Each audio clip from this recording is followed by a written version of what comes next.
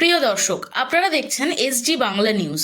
দেখে নেব আজকে সারাদিনের বাছাই করা 5টি খবরের শিরোনামগুলি। 21শে জুলাই তৃণমূলের যোগ 2 বিজেপি সাংসদের, দাবি কুণালের। ওবিসি এসটি এসসি সার্টিফিকেট নিয়ে গুরুত্বপূর্ণ রায় হাইকোর্টের, কি বলছে আদালত, শুনুন বিস্তারিত। 10,000 কোটি টাকার বিনিয়োগ হচ্ছে চর্মনগরীতে, বিপুল কর্মসংস্থানের আশা করা হচ্ছে। শিক্ষকদের নিয়ে বিরাট নির্দেশ কলকাতা হাইকোর্টের, চাপ দেওয়া হচ্ছে পর্ষদকে। বাংলাদেশে গত কয়েক সপ্তাহ ধরে কোটা সংস্কার নিয়ে চলা আন্দোলন নিয়ে কেন নীরব ভারতীয় গণমাধ্যম, উঠছে প্রশ্ন। প্রিয় দর্শক, ভিডিওটি ভালো লাগলে ভিডিওটিতে একটি লাইক করবেন এবং চ্যানেলটি সাবস্ক্রাইব করবেন। এতক্ষণ শুনছিলেন শিরোনামগুলি, এবার শোনাবো বিস্তারিত। 21শে জুলাই তৃণমূল কংগ্রেস শহীদ দিবসের অনুষ্ঠানে 2 বিজেপি সাংসদ তৃণমূল কংগ্রেসে যোগ দিতে আগ্রহী। তারা মঞ্চে উপস্থিত থাকতে চান বলে জানিয়েছেন। মমতা বন্দ্যোপাধ্যায় এবং অভিষেক বন্দ্যোপাধ্যায় এই ব্যাপারে অবগত। ওই 2 সাংসদ সম্প্রতি নির্বাচিত হয়েছেন, তাই দল বিরোধী আইন প্রয়োগের বিষয়টি খতিয়ে দেখা হচ্ছে। আপাতত তাদের বিজেপির থেকে ভেতরের খবর সংগ্রহ করতে বলা হয়েছে, এমনই বিস্ফোরক দাবি করছেন তৃণমূলের মুখপাত্র কুণাল ঘোষ। কুণাল ঘোষ আরও জানিয়েছেন, অনেক বিধায়ক তৃণমূলে যোগ দিতে চাইছেন। দলের শীর্ষ নেতৃত্ব বিষয়টি পর্যবেক্ষণ করছেন। সময় সুযোগ বুঝে সিদ্ধান্ত নেওয়া হবে। শহীদ দিবসের অনুষ্ঠান অনেক দেরিতে রয়েছে, তাই তাড়াহুড়ো করা হচ্ছে না। প্রসঙ্গত, লোকসভা নির্বাচনের প্রচারের সময় বিজেপির 10 জন বিধায়ক তৃণমূল কংগ্রেসে যোগ দেওয়ার জন্য অপেক্ষা করছেন বলে বিস্ফোরক দাবি করেছিলেন তৃণমূল কংগ্রেসের সর্বভারতীয় সাধারণ সম্পাদক অভিষেক বন্দ্যোপাধ্যায়। অভিষেক বন্দ্যোপাধ্যায় দাবি করেছিলেন, বিজেপির আরও 10 জন বিধায়ক তৃণমূল কংগ্রেসে আসার জন্য প্রস্তুত। লোকসভা নির্বাচনে বিজেপি এ রাজ্যে ব্যর্থ হওয়ার পর এবার বিজেপির সাংসদরাও তৃণমূলে যোগ দিতে যাচ্ছেন বলে কুণাল ঘোষ দাবি করছেন। দল বদলের ঘটনা আমাদের রাজ্য রাজনীতিতে নতুন নয়। তৃণমূল কংগ্রেসের মুখপাত্র কুণাল ঘোষের বক্তব্যে স্পষ্ট, দলের শীর্ষ নেতৃত্ব বিষয়টি খুব গুরুত্ব সহকারে বিবেচনা করছে, তবে তাদের সিদ্ধান্তের জন্য উপযুক্ত সময়ের অপেক্ষা করছে। বিজেপির সদস্যদের তৃণমূলে যোগদানের বিষয়টি বিজেপির ওপর চাপ সৃষ্টি করতে পারে এবং তাদের রাজনৈতিক অবস্থান দুর্বল করতে পারে। বিজেপির পক্ষ থেকে এখনো এই বিষয়ে কোনো প্রতিক্রিয়া জানানো হয়নি, তবে তৃণমূলের দাবি সত্য হলে রাজ্যের রাজনৈতিক সমীকরণে বড় পরিবর্তন আসতে পারে। এমন পরিস্থিতিতে বিজেপি তাদের সদস্যদের ধরে রাখার জন্য আরো সক্রিয় হতে পারে। তৃণমূল কংগ্রেসের এই কৌশলিক পদক্ষেপের ফলে বিজেপির অভ্যন্তরীণ রাজনীতিতে প্রভাব পড়তে পারে বলে মনে করা হচ্ছে। রাজনৈতিক ভবিষ্যৎ নিয়ে নানা জল্পনা কল্পনা চলছে।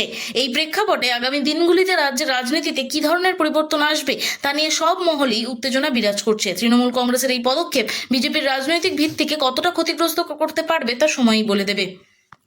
চলে আসবো পরের খবরে। ওবিসি এসটি এসসি সার্টিফিকেট নিয়ে গুরুত্বপূর্ণ রায় হাইকোর্টের, কি বলছে আদালত, শুনুন বিস্তারিত। এক রাজ্যের কাস্ট সার্টিফিকেট অন্য রাজ্যে বৈধ হবে না বলে ঘোষণা করেছে ছত্তিশগড় হাইকোর্ট। এই রায়ে বলা হয়েছে, এক রাজ্য থেকে অন্য রাজ্যে স্থানান্তরিত হলে কাস্ট সার্টিফিকেটের সুবিধা পাওয়া যাবে না। এটি সংরক্ষণ নীতিতে উল্লেখযোগ্যভাবে প্রভাব ফেলতে পারে।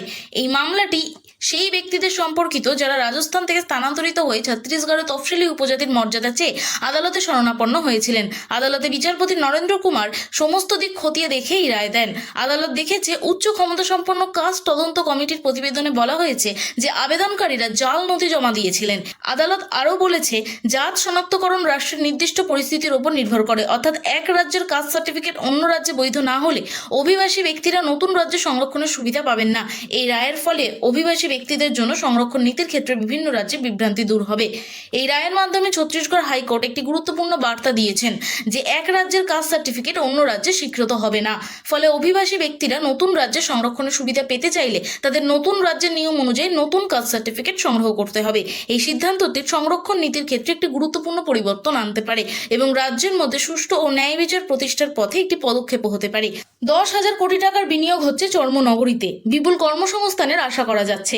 বাংলায় আরো 10,000 কোটি টাকার বিনিয়োগ হতে চলেছে, রাজ্য সরকার এমনটাই জানিয়েছেন। বানতলার চর্মনগরীতে বিপুল অঙ্কের টাকার বিনিয়োগ করা হবে, যা ব্যাপক কর্মসংস্থানের সৃষ্টি করতে পারে। আজ বৃহস্পতিবার নবান্নে মুখ্যমন্ত্রী মমতা বন্দ্যোপাধ্যায়ের সঙ্গে বানতলার চর্মনগরীর ব্যবসায়ীদের বৈঠক হয়েছে। বৈঠকে উপস্থিত ছিলেন কাউন্সিল অফ লেদার এক্সপার্টের চেয়ারম্যান রমেশ জুনেজা সহ অন্যান্য প্রতিনিধিরা। দীর্ঘ বৈঠকে বিনিয়োগের বিষয়টি নিয়ে বিস্তারিত আলোচনা হয়েছে এবং পরে প্রাক্তন মুখ্য সচিব তথা মুখ্যমন্ত্রীর উপদেষ্টা আলাপন বন্দ্যোপাধ্যায় বিনিয়োগের বিষয়টি বিস্তারিত জানান। নবান্নে সাংবাদিকদের সঙ্গে বৈঠকে আলাপন বন্দ্যোপাধ্যায় জানান, লেদার কমপ্লেক্সে বর্তমানে 500টি ট্যানারি এবং লেদার গুডস ম্যানুফ্যাকচারিং ইউনিট রয়েছে। প্রায় 1,150 একর জমির উপর স্থাপিত এই সুবিশাল চর্মনগরীতে ইতিমধ্যে 25,000 কোটি টাকার বিনিয়োগ এসেছে এবং 5 লাখেরও বেশি মানুষের কর্মসংস্থান হয়েছে। ভবিষ্যতে আরও 187টি ট্যানারি এবং 139টি ফুটওয়্যার ইউনিট স্থাপন করা হতে পারে, যা 10,000 কোটি টাকার বিনিয়োগ আনবে এবং 2.5 লক্ষ মানুষের কর্মসংস্থানের সৃষ্টি করতে পারে। সব সব মিলিয়ে বানতলার চর্মনগরীতে 7.5 লাখ মানুষের কর্মসংস্থান হবে বলে রাজ্য সরকার জানিয়েছেন। মুখ্যমন্ত্রীর উপদেষ্টা আরও বলেন, বাংলা বিনিয়োগ আকর্ষণ করতে দ্রুত গতিতে পরিকাঠামো উন্নত করছেন। এর জন্য প্রায় 1900 কোটি টাকার কাজ সম্পন্ন হয়েছে।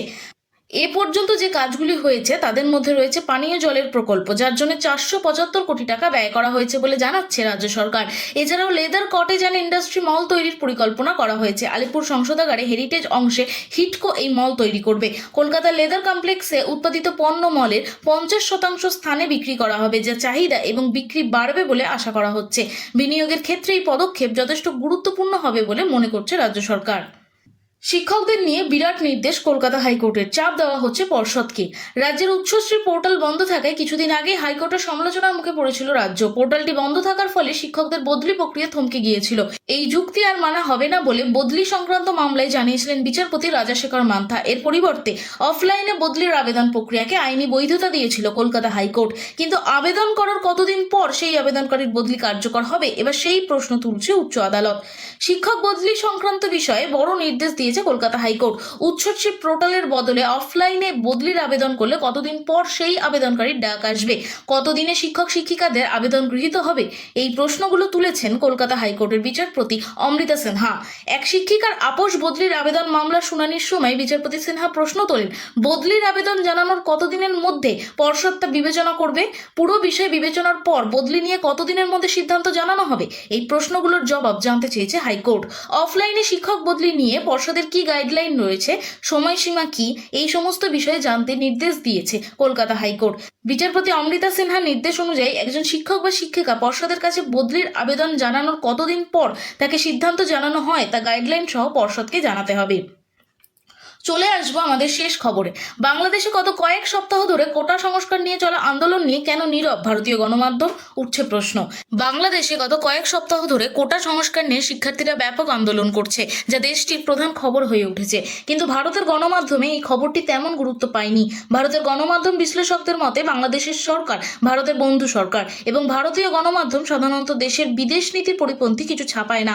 তাই বন্ধুত্বপূর্ণ সরকারের বিরুদ্ধে আন্দোলনের খবর গুরুত্ব পাবে না, এটাই স্বাভাবিক। বাংলা টিভি চ্যানেলগুলোতে এই আন্দোলনের খবর বিশেষ গুরুত্ব পাচ্ছে না, যদিও কিছু বাংলা সংবাদ পোর্টাল এই বিষয়ে রিপোর্ট করছে। পুনের MIT বিশ্ববিদ্যালয়ের সাংবাদিকতা বিভাগের সহযোগী অধ্যাপক সম্বিত পাল জানান, বাংলাদেশের কোটা সংস্কার আন্দোলন নিয়ে ভারতীয় সংবাদ মাধ্যমে খবর প্রকাশিত হয়নি মূলত রাজনৈতিক কারণে। ভারতের বর্তমান শাসক দলের নীতির সঙ্গে সামঞ্জস্যপূর্ণ খবরই করে থাকে এখনকার মূলধারা সংবাদ মাধ্যম। বাংলাদেশের সঙ্গে নরেন্দ্র মোদী সরকারের যে বন্ধুত্বপূর্ণ সম্পর্ক রয়েছে তার বাইরে গিয়ে খবর করতে দেখা যায় না। অধ্যাপক পাল বলেন, শেখ হাসিনা সরকারের বিরুদ্ধে সেভাবে কোনো খবর আপনি ভারতীয় সংবাদ মাধ্যমে দেখতে পাবেন না। সেটা বাংলাদেশের নির্বাচনের সময়েও দেখেছি। অন্যান্য আন্তর্জাতিক গণমাধ্যমে সেসব সমালোচনা দেখা গেছে, সেটা ভোটের সময়। সেই সব সচরাচর ভারতীয় সংবাদ মাধ্যমে আমরা দেখতে পাই না। এখন শেখ হাসিনা সরকারের বিরুদ্ধে যখন আন্দোলন হচ্ছে, সেটা নিয়ে খবর করা মানে ভারত বাংলাদেশ সম্পর্কের বিরুদ্ধেই খবর করা। তবে যখন হতাহতের খবর পাওয়া গেছে, সেটাকে মূলধারা সংবাদ মাধ্যম আর এড়িয়ে যেতে পারেনি। দ্য ওয়ালের কার্যকারী সম্পাদক অমল সরকার বলছেন, এখনকার টিভি চ্যানেলগুলো তাদের দর্শকদের কূপমণ্ডুক করে রাখে। সারাদিনই তারা নানা ধরনের রাজনৈতিক তরজা দেখাতে থাকে, হাইপার লোকাল খবর দেখিয়ে রেটিং পয়েন্ট বাড়ানোর চেষ্টা করে। বাংলাদেশের আন্দোলন তো ছেড়েই দিন, ইউক্রেন যুদ্ধ বা গাজা পরিস্থিতি, এই সব নিয়ে কটা খবর দেখেন আপনি বাংলা টিভিতে?